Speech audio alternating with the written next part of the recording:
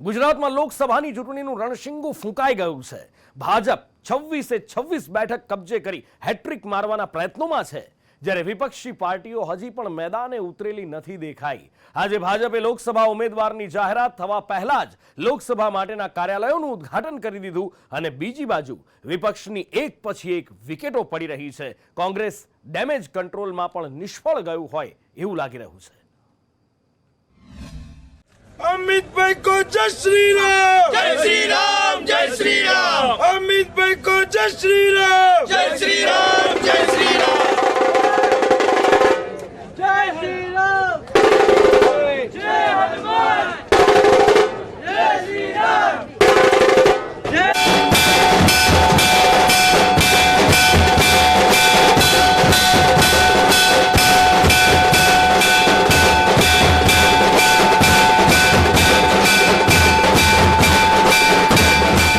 સ્વાગતના ઢોલ નગારા ગુજરાતના પ્રવાસે આવેલા કેન્દ્રીય ગૃહમંત્રી અમિત શાહ અને ભાજપના રાષ્ટ્રીય અધ્યક્ષ જેપી નડ્ડા માટેના છે. ગુજરાત ભાજપે લોકસભાની ચૂંટણીની તૈયારીઓ જોરશોરથી શરૂ કરી છે અને તેના માટે મુહૂર્તિયાઓ જાહેર થયા પહેલા જ ભાજપે લોકસભાના કાર્યાલયનું ઉદ્ઘાટન કર્યું છે. ભાજપના રાષ્ટ્રીય અધ્યક્ષ જેપી નડ્ડાના હસ્તે ગાંધીનગરના કાર્યાલયનું ઉદ્ઘાટન કરવામાં આવ્યું.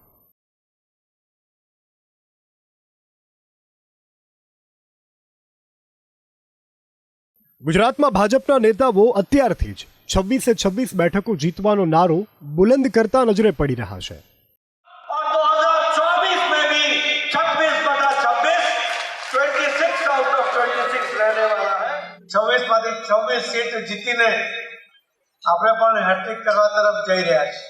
કાર્ય મંત્ર છે કે 5 લાખથી વધારે વોટથી દરેક લોકસભા આપણે જીતીએ કે 26 સીટમાં 5 લાખથી વધારે લીડ આવે. તો ગાંધીનગરમાં લોકસભાના કાર્યાલયના ઉદ્ઘાટન બાદ ગુજરાત ભાજપ પ્રદેશ અધ્યક્ષ સી.આર. પાટીલે હુંકાર ભર્યો કે પીએમ મોદી લોકસભા જીતી અને ત્રીજી વાર હેટ્રિક મારવાના છે, ત્યારે ગુજરાત પણ 26 બેઠકો જીતવાનો ત્રીજી વાર હેટ્રિક બનાવશે. કે 26 માંથી 26 આ સીટો આપણે 2 વાર ગુજરાતમાં જીત્યા છે. આદરણીય પ્રધાનમંત્રી શ્રી મોદી સાહેબ પણ આ વખતે ત્રીજી વાર પ્રધાનમંત્રી બનીને હેટ્રિક કરવાના છે, ત્યારે ગુજરાત પ્રદેશ પણ ત્રીજી વાર 26 માંથી 26 સીટ જીતીને આપણે પણ હેટ્રિક કરવા તરફ જઈ રહ્યા છીએ. સી.આર. પાટીલ બાદ રાજ્યના મુખ્યમંત્રી ભૂપેન્દ્ર પટેલે પણ 26માંથી 26 બેઠકો જીતવા ઉપર ભાર આપ્યો હતો.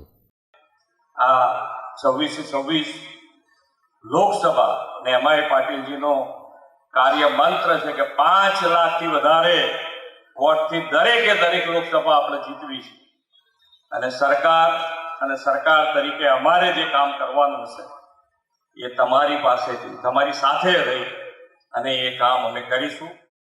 જ્યારે રાષ્ટ્રીય અધ્યક્ષ જેપી નડ્ડાએ કહ્યું કે પીએમ મોદીના નેતૃત્વમાં ઇન્ડિયા ફર્સ્ટ છે. વધુમાં ઉમેર્યું કે ગુજરાત ફરી 26માંથી 26 सीट लावशे. कि यह चुनाव में गुजरात पहले भी 26 में से 26 था, उससे पहले भी 26 में 26 था और 2024 में भी 26/26 26 आउट ऑफ 26 रहने वाला है. इसको हमको समझने की आवश्यकता है. 26માંથી 26 બેઠકો જીતવાનો રાગ ગાંધીનગર સાથે રાજકોટમાં પણ જોવા મળ્યો હતો. રાજકોટમાં પણ લોકસભાના કાર્યાલયના ઉદ્ઘાટનમાં સાંસદ મોહન કુંડારિયાએ કહ્યું કે 26માંથી 26 બેઠકો ન આવે ત્યાં સુધી કાર્યકરોએ કામ કરવાનું છે. જ્યાં લગે ચૂંટણીનું મતદાન પૂર્ણ ન થાય ત્યાં સુધી કાર્યકર્તાઓએ કામ કરીને પ્રદેશ અધ્યક્ષની જે અપેક્ષા છે કે 26 સીટમાં 5 લાખથી વધારે લીડ આવે એને ધ્યાનમાં રાખીને આપણે પણ ગુજરાતમાં નંબર 1 લીડ રાજકોટની સીટમાં આવે એના માટે પ્રયત્ન કરીએ. તો પૂર્વ મુખ્યમંત્રી વિજય રૂપાણીએ પણ અલગ અંદાજમાં કાર્યકરોને હાકલ કરી કે બેગાની શાદીમાં અબ્દુલ્લા દીવાના હોય છે તેમ કાર્યકરોએ કામ કરવાનું છે. એમ કહીએ ને કે બેગાને કી શાદી में અબ્દુલ્લા દીવાના. કોની શાદી છે ને ખબર નથી, કોણ દુલ્લા છે ખબર નથી, પણ અબ્દુલ્લા દીવાના છે. એમ કાર્યકર્તા એ દેશ માટે, રાષ્ટ્ર માટે, પાર્ટી માટે એ દીવાના થઈ અને કાર્યકર્તા કામ કરવાના છે. તો પીઠ ભાજપના નેતા વજુભાઈ વાળાએ તો ત્યાં સુધી કીધું આ વખતે કોંગ્રેસના મૂળિયા જ ઉખેડી નાખવાના છે. ગુજરાતની અંદર ધારાસભ્યો 156 છે અને હજી ખડી વિકેટ ખડીને વધવાના છે. પણ નરેન્દ્રભાઈ મોદીએ કહ્યું હતું કે આ દેશની અંદર ખતરનાક જો કોઈ સંસ્થા હોય તો એ કોંગ્રેસ છે અને કોંગ્રેસના મૂળિયા ઉખેડી નાખવાના છે. લોકસભાની ચૂંટણી પહેલા ભાજપ નેતાઓના આત્મવિશ્વાસની સામે કોંગ્રેસને પરસેવો છૂટી રહ્યો હોય તેવું લાગી રહ્યું છે. કારણ કે ભાજપ લોકસભાની ચૂંટણી પહેલા જ વિપક્ષના 3 ધારાસભ્યોની વિકેટ ખેરવી નાખી છે. આપના ધારાસભ્ય ભૂપત ભાયાણી, કોંગ્રેસના 2 ધારાસભ્ય સીજે ચાવડા અને ચિરાગ પટેલે પહેલા જ કોંગ્રેસને રામ રામ કહી દીધા. તો હજુ કેટલાક નેતાઓ વંડી ઠેકવાના છે. હાલ તો કોંગ્રેસમાંથી 2 નામ ચર્ચામાં છે. તેમાંથી એક છે પૂર્વ ધારાસભ્ય લલિત વસોયા. કારણ કે આજકાલ પૂર્વ ધારાસભ્ય લલિત વસોયા ભાજપના ધારાસભ્યોની સાથે જોવા મળી રહ્યા છે. કોંગ્રેસ નેતા લલિત વસોયા વિસ્તારમાં યોજાયેલા રામ મંદિરના કાર્યક્રમમાં ભાજપ નેતાની સાથે દેખાયા. અગાઉ તેમણે રામ મંદિરની શુભેચ્છાના પોસ્ટરો લગાવ્યા હતા. કોંગ્રેસમાં ચાલી રહેલા તોડફોડ પર ગુજરાત કોંગ્રેસના પ્રદેશ અધ્યક્ષ શક્તિસિંહ ગોહિલ કહી રહ્યા છે કે જે જાય છે તેમને ડરાવવામાં આવી રહ્યા છે, કોઈ રાજી ખુશીથી નથી જઈ રહ્યા. કોઈક ગયા છે, એમને મારા સાથે વાત પણ કરી છે, રડ્યા છે કેટલાક લોકો, એમને જવું નથી, કોઈ તકલીફ નથી. પરંતુ લોકશાહીમાં અથવા રાજનીતિમાં કેટલાક સિદ્ધાંતોમાં જેને બિલો બેલ્ટ કહેવાય એટલે કે એક હલકી પ્રકારના કોશિશ નહીં થવી જોઈએ. એ કોશિશો થઈને માણસને એવી મજબૂરીને લાચારીમાં સ્થિતિમાં મૂકવામાં આવે અને બીજી તરફ કોઈક લાલચ બતાવવામાં આવે છે. મોટાભાગના મારા નેતાઓ ગયા છે, એમના કારણો, એમની મજબૂરી ઊભી કરવાનું આવું રાજકારણ પહેલાં ક્યારેય નહોતું દેશમાં. પણ પ્રદેશ પ્રમુખની વાત ગળે ઉતરે તેવી નથી. કારણ કે રાજીનામું આપનાર ધારાસભ્ય પાર્ટીમાં કોઈ સાંભળતું ન હોય તેવો બળાપો જાહેરમાં કાઢી ચૂક્યા છે. બીજા એક ધારાસભ્યએ તો જાહેરમાં ટકોર કરી હતી કે કોંગ્રેસ હાઈકમાન્ડ હજી નહીં જાગે તો મોટા નેતાઓ પાર્ટી છોડશે. જે નજરે દેખાય એવા 2-3 કારણોના કારણે કોંગ્રેસના શીર્ષ નેતૃત્વમાં નારાજગી રહી છે. તમે અર્જુનભાઈ મોઢવાડિયાના નિવેદન જોતા હશો, તમે કોંગ્રેસના બીજા નેતાઓના નિવેદનો જોતા હશો, તો આપ સમજી શકશો કે કોંગ્રેસ પાર્ટીના નેતૃત્વથી નેતાઓ નારાજ છે. હવે ભારતીય જનતા પાર્ટીને મેજોરિટી કરવા માટે ધારાસભ્યની જરૂર નથી, તેમ છતાં પણ જો ધારાસભ્યો રાજીનામા આપતા હોય, કોંગ્રેસ પાર્ટીએ ખૂબ લંબાણપૂર્વક વિચારવું પડશે. નેતાગીરી સામે પણ આંગળી ચીધાઈ જશે એવું મને લાગે છે. માટે કોંગ્રેસ પાર્ટી એમાં વિચારવું પડશે. હાલ તો ગુજરાતમાં લોકસભાની ચૂંટણીનું રણશીંગું ફૂંકાઈ ગયું છે. ભાજપની તૈયારી કોંગ્રેસ કરતાં ઘણી આગળ છે. કોંગ્રેસ ડેમેજ કંટ્રોલમાં પણ નિષ્ફળ જતી હોય તેવું લાગી રહ્યું છે. કારણ કે કાર્યકર્તા નહીં પણ ધારાસભ્યો તૂટી રહ્યા છે. બીજી બાજુ ભાજપ 5 લાખની જંગી લીડથી 26 બેઠક જીતી હેટ્રિક મારવાની તૈયારી કરી રહ્યું છે. પણ રાજકારણ એ સંભાવનાઓનો ખેલ છે જ્યાં ગમે ત્યારે ગમે તે થઈ શકે. અને એટલા માટે જ લોકોની ચાપતી નજર ગુજરાતના પોલિટિક્સ પર છે. બ્યુરો રિપોર્ટ, સંદેશ ન્યૂઝ.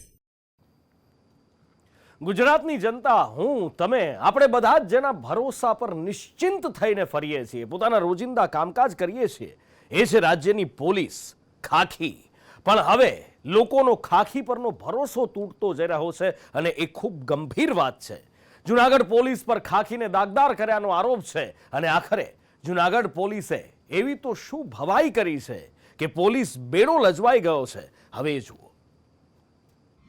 વિશ્વભરમાં વસતા 150 કરોડથી વધુ સનાતનીઓની આસ્થાનું એક કેન્દ્ર છે જે અયોધ્યામાં છે, જ્યાં પ્રાણ પ્રતિષ્ઠા થઈ છે પ્રભુ શ્રી રામની, રાઘવની. એ મનમોહક મૂર્તિ વિરાજિત છે, રામલલા વિરાજિત છે અને એની એક ઝલક મેળવવા માટે, પ્રભુ શ્રી રામના દર્શન માટે શ્રદ્ધાળુઓનું અયોધ્યામાં ઘોડાપૂર ઉમટી ગયું છે.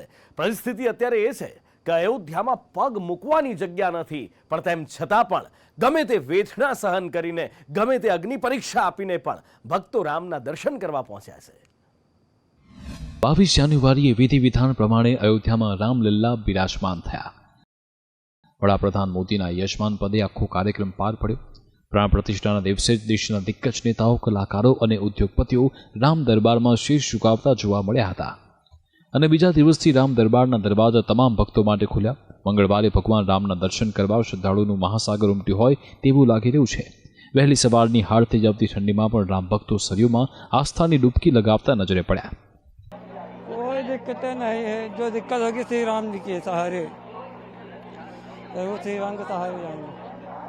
तुक्कत कुछ भी नहीं है, अभी जाएंगे रामलला का दर्शन करेंगे फिर आएंगे, कोई दिक्कत नहीं होगी भाई साहब. भीड़ हो क्या मतलब पड़ता है, हम नेपाल से हैं, दर्शन करके ही जाएंगे. અયોધ્યામાં લાખોની ભીડ પ્રભુના એક દર્શન માટે પહોંચી હતી. મંગળવાર બપોર સુધીમાં 3 લાખ ભક્તો દર્શન કર્યા હતા, જ્યારે કે 2 દિવસમાં આંકડો 6 લાખ ભક્તોને પાર કરી જશે. ભક્તો એટલા આનંદમાં છે કે પ્રભુના દર્શન માટે કેટલાક તો 3 દિવસથી અયોધ્યામાં ડેરો જમાવીને બેઠા છે. लेकिन मेरी जिद थी, हम 4 बजे सुबह उठ के लाइन में लगे हैं. हनुमानगढ़ी दर्शन किए, कनक भवन गए, बंदी है, लेकिन अब यहाँ लाइन लगाए हैं और दर्शन करके ही जाएंगे, चाहे जितना समय लग जाए, इसकी कोई दिक्कत नहीं. जाकी रही भावना, जैसे मुहूर्त दिन देखी तैसे, जिसकी इच्छा वैसे दर्शन मिलेंगे, उसको वैसे दर्शन मिलेंगे. यहाँ दर्शन के बहुत से रूप हैं, आप किस रूप में दर्शन करना चाहते हैं, जाकी रही भावना जैसी, ये जान लीजिए आप. हम तो 3 दिन से यहाँ पे रहता है, कल भी इधर एंट्री नहीं हुआ है, आज भी आ रहा है, तो इतना भीड़ देखने का पाएगा नहीं पाएगा, देखने का बाद जाएगा, जितना दिन रहेगा रहने पड़ेगा और देखने का बाद जाएगा दर्शन के लिए. ભક્તો દર્શન માટે એટલા ઉત્સુક છે કે ભીડ બેકાબુ છે. મંગળવારે બપોરના સમયે ભીડના દબાણમાં આવી એક ગેટ તૂટ્યો હતો, જેમાં ભક્તો સાથે કેટલાક પોલીસ કર્મી પણ ઘાયલ થયા હતા, જેમને કાબૂમાં લેવા પોલીસે હળવો લાઠીચાર્જ કરવો પડ્યો, જેના કારણે થોડા સમય માટે મંદિરમાં દર્શન બંધ રખાયા હતા. પરંતુ ભીડ વધતા ફરી દર્શન શરૂ કરાયા. સ્થિતિ વણસતા જોઈ અયોધ્યાના જોઈન્ટ કમિશનર આઈજી અને એડીજી મંદિરમાં દોડી આવ્યા હતા અને લાઉડસ્પીકર પર ભક્તોને શાંતિ જાળવવા અપીલ કરી હતી. યુપીના ડીજી પ્રશાંત કુમાર અને અગ્ર સચિવ ગૃહ સંજય પ્રસાદ પણ મંદિરમાં પહોંચ્યા હતા. મુખ્યમંત્રી યોગી આदित्यनाथ પણ अयोध्या पहुंचा था. किसी को असुविधा न हो, इसका ध्यान रखना हमारा प्रथम दायित्व है. उसी दायित्व का हम लोग निर्वहन कर रहे हैं और लोगों से अपील कर रहे हैं कि जो निर्देश पुलिस दे उन्हें माने. जिस होल्डिंग एरिया में पुलिस कहे कि यहाँ पे थोड़ी देर इंतजार कर लें, अब बैठ जाए और बैठ जाइए. और एक और बात अपील आपके माध्यम से लोगों से करना चाहता हूँ कि मंदिर के परिसर के अंदर जाने के बाद कई बार लोग अपना मोबाइल फ़ोन निकालकर तस्वीर लेने का प्रयास करते हैं. उससे अनावश्यक समय व्यतीत होता है और पीछे वाले लोगों को देरी होती है, क्योंकि हर आदमी का अगर ये एक्स्ट्रा समय जोड़ा जाए तो काफ़ी समय हो जाता है. इसलिए मेरी अपील है कि इंटरनेट पर और यूट्यूब पर, अलग अलग सोशल मीडिया प्लेटफॉर्म्स पर अनगिनत फ़ोटो मंदिर के हैं, भगवान रामचंद्र जी के हैं, जो कि इसी मंदिर के हैं. तो इसलिए इन्हें कोई नया फ़ोटो खींचने की आवश्यकता नहीं है. मंदिर में किसी भी अवस्था में मोबाइल फ़ोन का प्रयोग ना करें. कोई जब जाते हैं तो तेज़ी से दर्शन करते हुए निकल जाएं, क्योंकि हमें सभी लोगों को दर्शन कराना है. હાલ તો ભીડને કંટ્રોલમાં લેવા અન્ય જિલ્લામાંથી અયોધ્યા આવતા રૂટ પર ટ્રેન રોકાઈ રહી છે, તેમજ લોકોને પ્રશાસન દ્વારા બીજા દિવસે દર્શન કરવા આવવા અપીલ કરી. બીજી બાજુ અયોધ્યામાં ચુસ્ત પોલીસ બંદોબસ્ત ગોઠવાયો છે. સુરક્ષા અને સલામતી માટે આખી અયોધ્યા જાણે કે પોલીસ છાવણીમાં ફેરવાઈ ગઈ છે. પરંતુ અયોધ્યામાં રામ ભક્તોનો ધસારો ઓછો નથી થઈ રહ્યો. 2 દિવસમાં અયોધ્યામાં 6 લાખ ભક્તોએ શીશ ઝુકાવ્યું છે અને આગામી અનેક મહિનાઓ સુધી ભક્તોનો ધસારો ઓછો થાય તેવું પણ લાગતું નથી. બ્યુરો રિપોર્ટ સંદેશ ન્યૂઝ.